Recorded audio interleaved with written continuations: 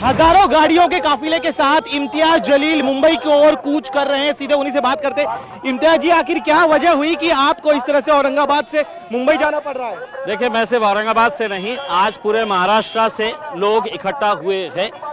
वो हुकूमत को याद दिलाने के लिए जा रहे हैं हम कि ये राज्य जो है वो कायदे से, कानून से, संविधान से चलेगा। जिस तरीके से जाति, धर्म और मजहब के नाम के ऊपर गंदी घटिया राजनीति खेली जा रही है, स्टेज के ऊपर खड़े रह के मुसलमानों को गाली दी जा रही है, हमारे धर्म के ऊपर गाली दी जा रही है, कोई कार्रवाई नहीं हो रही है, पुलिस खामोश बैठी हुई है, सरकार प्रशासन है तो इसको बढ़ावा दे रही है। और अफसोस के साथ कहना पड़ रहा है कि अदालतों से जो उम्मीद थी कि अदालत ने इसके बारे में कोई सख्त रवैया अपनाना चाहिए, वो भी जब खामोश नजर आ रहे हैं तो हमें मजबूरन सड़क के ऊपर उतर के हमें कहीं ना कहीं सरकार को जगाने के लिए हम जा रहे हैं, उन्हें संविधान की कॉपी देने के लिए जा रहे हैं। आप कह रहे हैं सरकार को जगाने के लिए जा रहे हैं, लेकिन आप बताइए आखिर इतना बड़ा हजारों गाड़ियों का काफिला आप अरेंज कैसे कर पाए? कितना समय आपको लगा? किन किन संस्थाओं से आपने बात की? मैंने सिर्फ एक प्रेस कॉन्फ्रेंस के अंदर ऐलान किया था कि अब हम मुंबई की तरफ चलेंगे करके, और उसके बाद कहीं पर मुझे कोई मेहनत करने की जरूरत नहीं पड़ी। आज आप देखेंगे इतना सारा हुजूम जो है वो इस बात की गवाही दे रहा है कि लोगों के अंदर कितनी नाराजगी है। क्या ये देश, क्या ये राज्य गुंडागर्दी के हिसाब से चलेगा कि कोई कुछ भी कहेगा और हमने खामोश बैठ के सुनते रहना चाहिए? पुलिस ने खामोश बैठ के सुनते रहना चाहिए? महाराष्ट्र का एक इतिहास रहा है, बहुत अच्छे पुलिस ऑफिसर्स यहाँ पर रहे हैं, लेकिन अफसोस के साथ कहना पड़ रहा है कि राजनीति ने इनके ऐसे हाथ बांध रखे हैं कि ये बेचारे भी कुछ कर नहीं पा रहे हैं। अपनी आंखों के सामने देख रहे हैं कि गैर कानूनी कुछ हो रहा है, कोई क्रिमिनल एक्ट हो रहा है, लेकिन कर नहीं पा रहे हैं क्योंकि सरकार ने इनके पूरे हाथों को जकड़ के रखा हुआ। लेकिन देखिए, रामगिरी महाराज का कहना है कि उन्होंने कोई भी गलत बयान नहीं दिया है, अगर आपको आपत्ति है तो आप कोर्ट जाइए। आप इस तरह से सड़क पूरी समृद्धि एक्सप्रेस हाईवे है वो पूरा जाम हो गया है। रामगिरी महाराज आपके लिए हो सकते हैं, ये ऐसे गुंड कहा जाता है, हमारे लिए महाराज नहीं, उन्हें कहा जाता है। ऐसे गुंड प्रवृत्ति के लोग भगवा चोला ओढ़कर कैसे धंधे करते हैं ये आपने देखे होंगे। आसाराम बापू के सामने है तो पैरों के ऊपर पड़े रहते थे, लोटांगन करते थे, आज जेल में पड़ा हुआ है। ये भी जो है ये एक घटिया किस्म का आदमी है जिसकी मानसिकता घटिया है, और प्रवचन के दौरान इंसान ने इंसान की हैसियत से कैसा जीना चाहिए करके ये बताया जाता है। तुम्हारा धर्म खराब, तुम जिसको मानते हैं वो खराब, ये सब बातें हैं तो नहीं सुनने के लिए लोग आते हैं करके। तो इसको बुलाया गया है कि तू बोल ऐसा, हम चाहते हैं कि महाराष्ट्र का माहौल खराब हो करके। और उसी दिन महाराष्ट्र के मुख्यमंत्री आकर इनकी पीठ थपथपाते और कहते हैं कि यांच्या केशाला मैं हाथ लावू देणार नहीं, इनके बाल को भी मैं धक्का नहीं लगने दूंगा।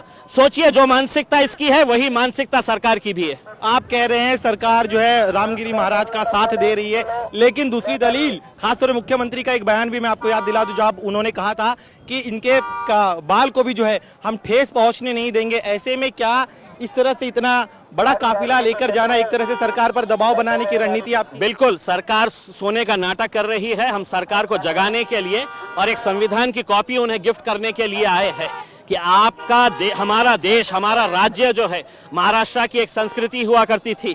छत्रपति शिवाजी महाराज, छत्रपति संभाजी महाराज, फुले, शाहू, अंबेडकर, पुरोगामी महाराष्ट्र कहते थे। आज उसी महाराष्ट्र की हालत आपने क्या कर दी है? सिर्फ आपने राजनीतिक घटिया सिर्फ कुर्सी हासिल करने के लिए आप दंगे भड़काना चाहते हैं, आप माहौल खराब करना चाहते हैं, आप हर एक को छोड़ दिए हैं स्टेज के ऊपर कि जाओ गाली दो जिसको देना है, हम तुम्हें हाथ नहीं लगने देंगे, बल्कि तुम्हारी सुरक्षा और बढ़ाएंगे हम। बिल्कुल, आप कह रहे, देखिए ये आपकी दलील, लेकिन एक और आरोप ये भी आप पर लग रहा है, चूंकि लोकसभा चुनाव में MIM का बड़ा वोट बैंक जो था वो उनके हाथ से छिटक गया और अब विधानसभा चुनाव करीब है, इसीलिए इम्तियाज जलील फिर एक बार अपने वोट बैंक को। आपकी गलत जानकारी है। MIM ने कितने सीटें लड़ी है महाराष्ट्र के अंदर, आप ये बताइएगा। उसमें हमने यहाँ पर ये जो लोग जमा हुए हैं ये कोई MIM के पूरे कार्यकर्ता है ऐसा नहीं है। हमने लोगों से कहा था कि तुम किस राजनीतिक पार्टी से ताल्लुक रखते हैं, कौन सी तुम्हारी जमात है, तंजीम है, हमें कोई लेना देना नहीं है।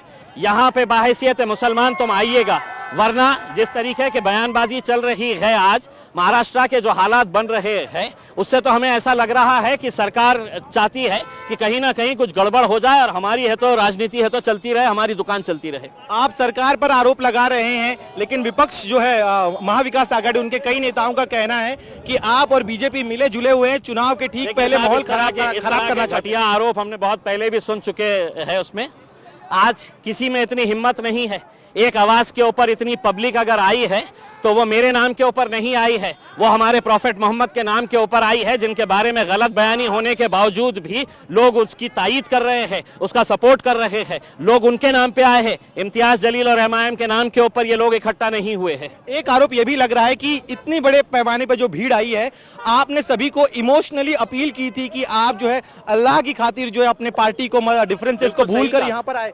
क्या एक तरह बिल्कुल आपका सही है, क्योंकि मैंने जब ये ऐलान किया था तो सबसे पहले आलोचना जो है वो करने वाले कांग्रेस के और राष्ट्रवादी कांग्रेस के मुसलमान थे। वो मुसलमान थे जो आज के दिन उद्धव ठाकरे के साथ जुड़े हुए हैं। उन्हें ऐसा लगता था कि मैं कोई राजनीति कर रहा हूं। मैंने हाथ जोड़कर लोगों से कहा कि मैं तुमसे अपील करता हूं, हाथ जोड़कर अपील करता हूं कि एक मर्तबा हम अपने राजनीतिक मतभेद साइड में रखेंगे और बाहैसियत मुसलमान हम आएंगे यहाँ पर सड़क के ऊपर, क्योंकि ये मेरा भी देश है, ये मेरा राज्य है, उसमें मुझे भी गर्व है आज भारतीय मुसलमान होने की हैसियत से। आप मुझे किस तरीके से, मैं क्या गालियां सुनने के लिए आपके बैठा हुआ हूँ यहाँ पे? कोई कायदा कानून नहीं है। जो कानून है तो नारायण राणे के लड़के के खिलाफ के लिए है, वही कानून मेरे लिए है। अगर वो बोल सकता है तो मैं भी बोल सकता हूँ, उससे अच्छा बोल सकता हूँ। लेकिन आप लगातार दलील दे रहे हैं कि आपकी संस्कृति में नहीं है, सिखाया नहीं गया है, इसीलिए आप भड़काऊ बयान नहीं दे रहे हैं। लेकिन दूसरी तरफ जो आपके विरोधी है वो कह रहे हैं कि आज सही मायनों में एमआईएम जो है वो पूरे दल बल के साथ मुंबई पहुंच रही है और आज तक कभी देखा नहीं गया कि इतने बड़े पैमाने पर इतने संख्या में लोग मुंबई कूच करे हजारों गाड़ियों के साथ। देखिए, मैंने पहले ही कहा था पहली प्रेस कॉन्फ्रेंस के अंदर कि महाराष्ट्र के इतिहास की ये सबसे बड़ी रैली होगी। लेकिन जैसे जैसे ये काफिला बढ़ता गया, मैं आपको यकीन के साथ कहता हूं कि हिंदुस्तान के इतिहास के अंदर इतनी बड़ी रैली आपने देखे नहीं होंगे जो आज मुंबई पहुंचे तक लोग अलग अलग इलाकों से हमें जोड़ने वाले। लेकिन अगर आपको मुंबई तक पहुंचने नहीं दिया गया तब क्या निकले तो करेंगे? सही है, निकले तो सही है। हर रोज हमारा संघर्ष का दिन है, हर रोज हम लड़ते रहते हैं। आज भी लड़ेंगे, संघर्ष करेंगे। हमारा मकसद जो है पहुंचाने का, वो पहुंचाने की कोशिश करेंगे। उसका राजनीतिक दलों के झंडे को लाने से आपने क्यों इनकार किया? क्या आपके एक रणनीति का हिस्सा था? बिल्कुल, हमने ये कहा था कि ये कोई राजनीति का मामला नहीं है, ये हमारे मजहब से, हमारे धर्म से जुड़ा हुआ मुद्दा है, ये इंसानियत से जुड़ा हुआ मुद्दा है। प्रॉफेट मोहम्मद जो है वो इंसानियत का पैगाम दिए हैं और आप इस तरह की बयानबाजी करते हैं। 60 एफआईआर रजिस्टर होने के बावजूद भी कोर्ट का काम नहीं था अदालत का कि अदालत ने पुलिस से पूछना कि चार्जशीट कितने उसमें फाइल हुई है, क्या एक्शन लिया गया है करके। उसमें पुलिस खामोश बैठी हुई है, हाथ बांध दिए गए हैं। आईपीएस ऑफिसर डरे हुए हैं कि कहीं पर हमें कोई नक्सलाइट एरिया के अंदर ट्रांसफर कर देगा, तो कोई कुछ कर नहीं रहा है। चलिए, एक आखिरी सवाल मेरा, यहाँ पे जो पीछे भीड़ दिखाई दे रही है, इस भीड़ के बारे में बताइए। कहाँ कहाँ किन किन इलाकों से ये तमाम लोग पहुंचे? महाराष्ट्र के कोने कोने से, छोटे छोटे गांव से तक लोगों ने, जिनके पास पैसा नहीं था वो लोगों ने है तो थोड़े थोड़े पैसे जमा करके है तो ये गाड़ियां लिए हैं और गाड़ियां लेकर है तो उन्होंने ये समर्थन आपको आगामी चुनाव में भी दिखाई देगा? मेरा चुनाव से इस मुद्दे का कोई संबंध नहीं है, कोई संबंध नहीं है। आपको साफ तरीके से बताना चाहता हूं मैं। लड़ाई जारी रहेगी, लड़ाई जारी रहेगी, लड़ाई जारी रहेगी। बिल्कुल, हमारा संघर्ष, हर रोज हमारा संघर्ष रहता है, आगे भी संघर्ष जारी रहेगा। एक जाने से पहले आप देखिए, हम लोग काफी हद तक आगे, लेकिन बताया जा रहा है कि बिना इजाजत आप लोग आगे बढ़ रहे हैं, ऐसे में आपको रोको? कोई ऐसी बात नहीं है। मैं पूरे लगातार 3 दिन से पुलिस अधिकारियों के संपर्क में था। मैंने पूरा पत्र व्यवहार किया था डीजी मैडम के साथ, यहाँ के कमिश्नर के साथ, पूरी इत्तला इन सबको दे दी गई थी। ये पूरे लगातार 2 दिन से मेरे संपर्क में थे, पूरा रूट हमने तय किए थे, तो ऐसी कोई बात नहीं है कि कोई परमिशन ये वो की।